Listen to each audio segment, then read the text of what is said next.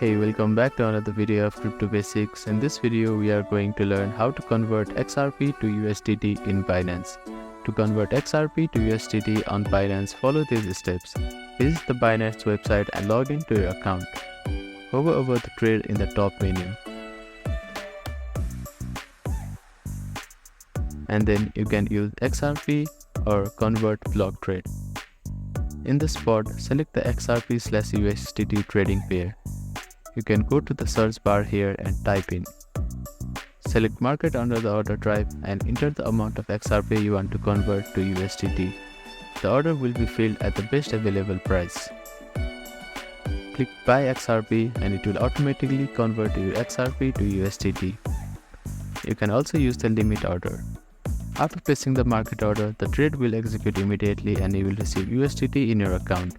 For a limit order, you will be placed in an order book and the trade will only be executed when the price reaches your set limit.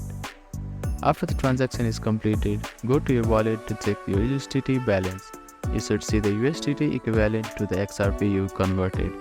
Thank you for watching this video. Please do not forget to like, share and subscribe to our channel and comment down if you have any queries.